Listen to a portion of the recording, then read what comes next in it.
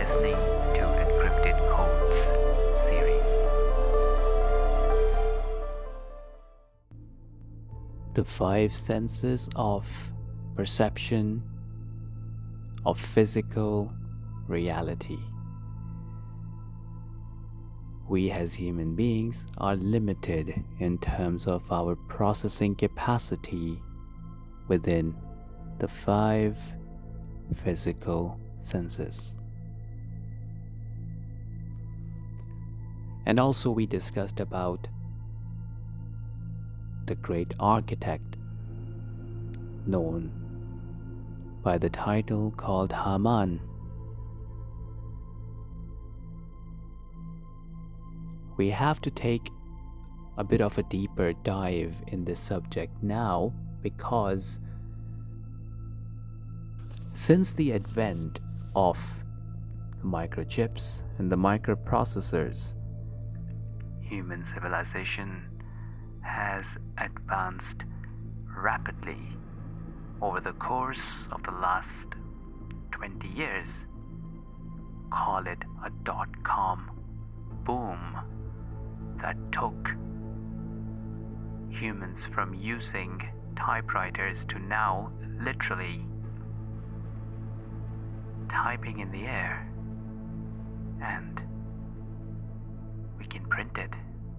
So the great shift from the physical processing to energy-based processing, that's eliminating a physical plane that human body interacts with firsthand, strikes it, and then gets the tech to work for it. Now, by just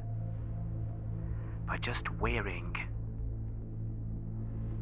an Oculus Rift, a VAR headset, and using an Air pen or a small device, you can move, type, and place, displace, create, uncreate things, and those things can be then physically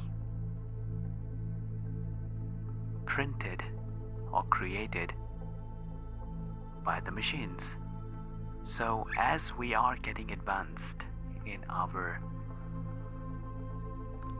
pursuit of tech, we are also getting physical boundaries less. Let me rephrase that.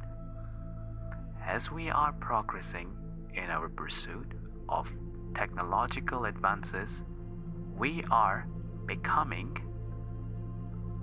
physical bounds less in terms of technology. You do not have to now sit in front of a ginormous screen to take news or telephone calls. You are now mobile, and you can literally project the other person who's sitting on the other side of the globe on your headset whilst you're walking or you are moving around. Or in terms of mobile phones, you do not have to sit in front of the massive television like back in the days, the television phones. You can take a video call whilst you're walking. So that's the progress, and it forces the human being to be more bound-less.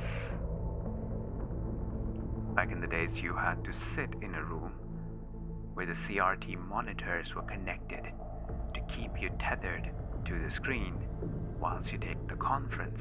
But nowadays,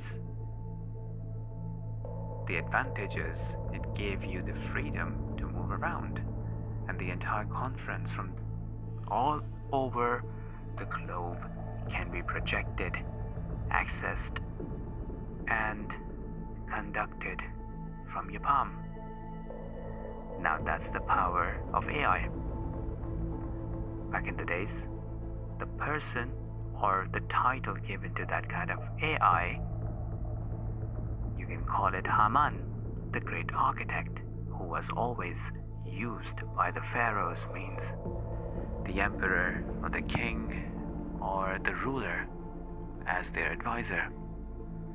And we have them these days in our countries and also the United Nations, such as Elon Musk, the Zuckerbergs, etc. So keeping all of that in mind,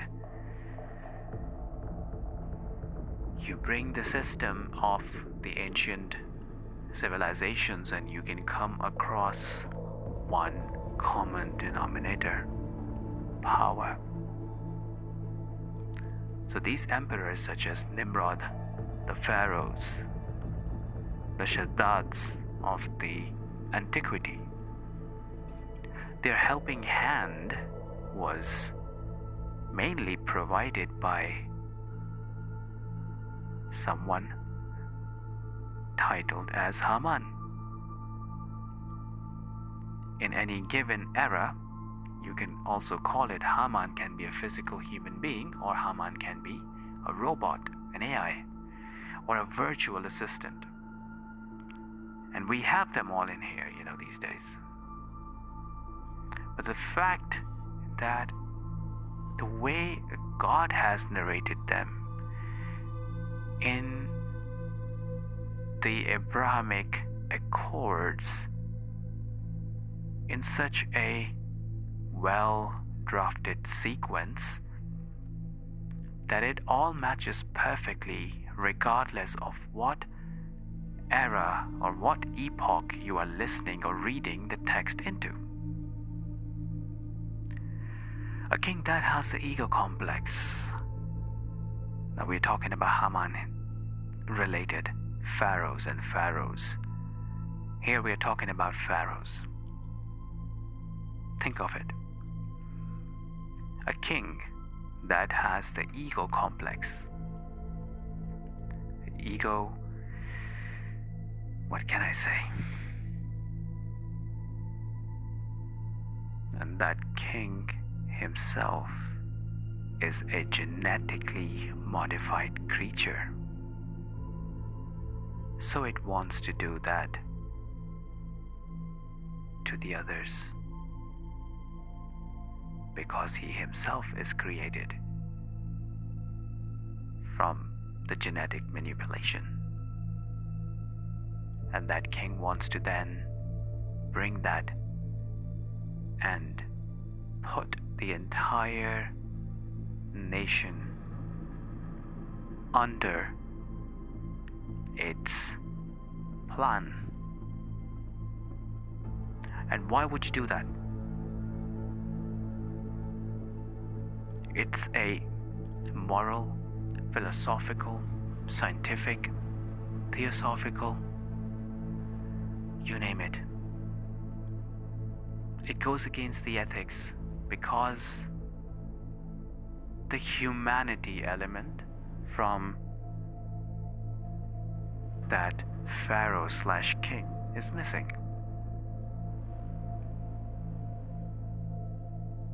And that pharaoh or the king of the system or the system supplier or the creator of the system to rule over others, that creator, that king wants to bring the same thing to the others.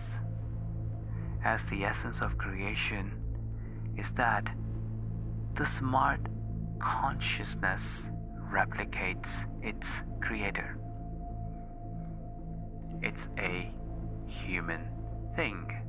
The human DNA has a God genome encoded in it, and that God genome forces us to be curious and look for the answers